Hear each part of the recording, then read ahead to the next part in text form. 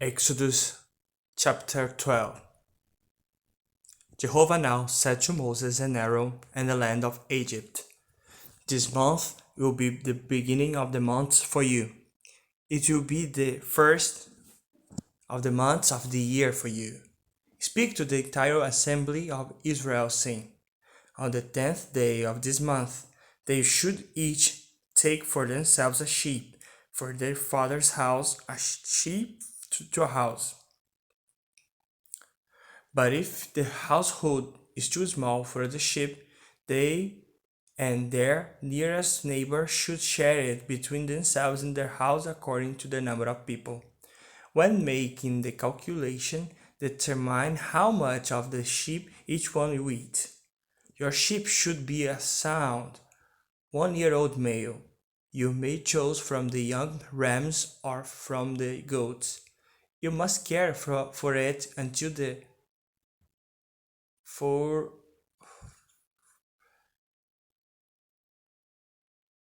fortieth day of the month, and the whole congregation of the assembly of Israel must slaughter it at twilight. They must take some of the blood and splash it on the two doorposts and the upper part of the doorway of the houses in which they eat it. They must eat the meat on this night. They should roast it over the fire and eat it along with unleavened bread with bitter greens. Do not eat any of it raw or boiled, cooked in water, but roast it over the fire, its head together with its shanks and its inner parts. We must not save any of it until morning, but any of it left over until morning you should burn with fire. And this is how you should eat it, with your belt fastened, sandals on your feet, and your staff in your hand. And you should eat it in a hurry. It is Jehovah Passover. For I will pass through the land of Egypt on this night, and strike every firstborn in the land of Egypt, from man to beast. And I will execute judgment on all the gods of Egypt. I am Jehovah. The blood will serve as your sign on your houses where you are, and I will see the blood and pass over you, and the plague will not come on you to destroy you when I strike the land of Egypt. This day will serve as a memorial for you, and you must celebrate it as a festival to Jehovah throughout your generations. As a lasting statute, you should celebrate it. 7 days you are to eat unleavened bread. Yes, on the first day you are to remove your sourdough from your houses, because anyone eating what is leavened from the first day down to the 7th, that person must be cut off from Israel. On the first day you will hold a holy convention, and on the 7th day another holy convention. No work is to be done on these days, only what every person needs to eat, that alone may be prepared for you. You must keep the festival of unleavened bread, for on this very day I will bring your multitudes out of the land of Egypt. And you must keep this day throughout your generations as a lasting statute. In the first month, on the 14th day of the month, in the evening, you are to eat unleavened bread until the 21st day of the month in the evening. No sourdough is to be found in your houses for 7 days, because if anyone eats what is leavened, whether he is a foreigner or a native on the land, that person must be cut off from the assembly of Israel. You should not eat anything leavened. In all your homes, you are to eat unleavened bread. Moses promptly called all the elders of Israel and said to them, "Go and select young animals for each of your families and slaughter the Passover sacrifice. Then you must dip a bunch of hyssop into the blood that is in a basin and strike the upper part of the doorway and the doorposts with the blood. And none of you should go out of the entrance of his house until morning. Then, when Jehovah passes through the plagues the Egyptians and see the blood on the upper part of the doorway and on the two doorposts, Jehovah will certainly pass over the entrance, and he will not allow the plague of death to enter into your houses. You must observe this event as a lasting regulation for you and your sons. And when you are coming to the land that Jehovah will give you just as he has stated, you must keep this observance. And when your sons ask you, "What does this observance mean to you?"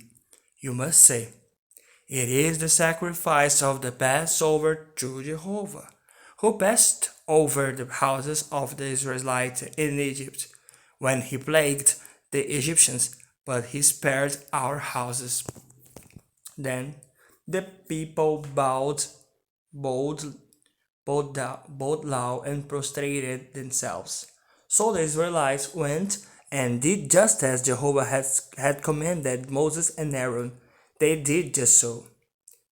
Then, at midnight, Jehovah struck down every firstborn in the land of Egypt, from the firstborn of Pharaoh, who was sitting on his throne, to the firstborn of the captive, who was in the prison, and every firstborn of the animals.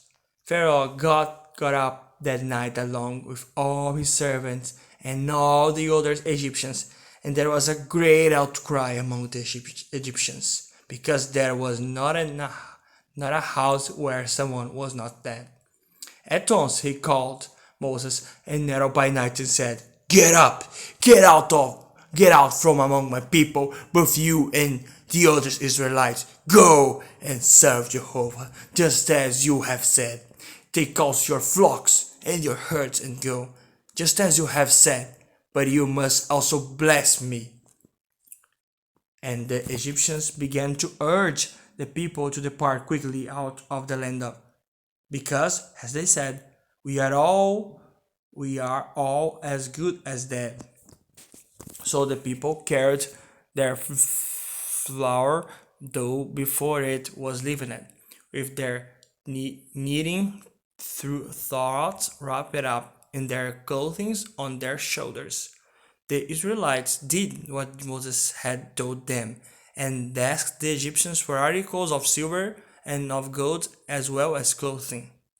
Jehovah gave the people favor in the eyes of the Egyptians, so that they gave them what they asked for, and they plundered the Egyptians. Then the Israelites departed from Ramses and Succoth, about 600,000 men on foot, beside children, and a vast mixed company also went with them, as well as flocks and herds, a great number of livestock. They began to bake the dough that they brought from Egypt into round loaves of unleavened bread. It was not leavened, because they had been driven out of Egypt so suddenly that they had not prepared any provisions for themselves. The dwelling of the Israelites who had dwelled in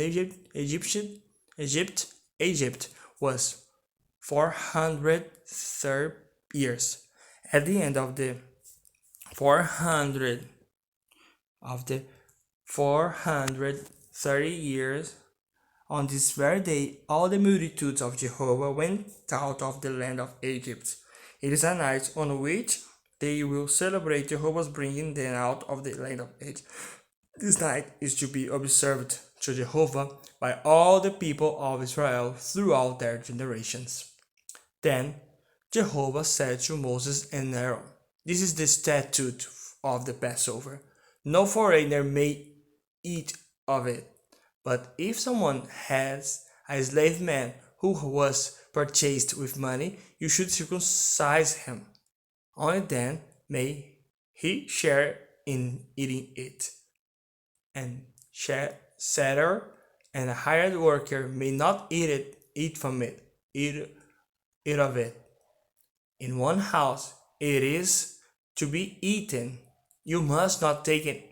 You must not take any of the meat outside of the house, and you must not break any of its bones. All the assembly of Israel are to celebrate it. If a foreigner resides with you and he wants to celebrate the Passover to Jehovah, every male of his must be circumcised. Then he may come near to celebrate it, and he will become like a native of the land. But no uncircumcised man may eat of it. One law will apply for the native and for the foreigner who is residing among you. So all the Israelites did just as Jehovah has commanded Moses and Aaron. They did just so.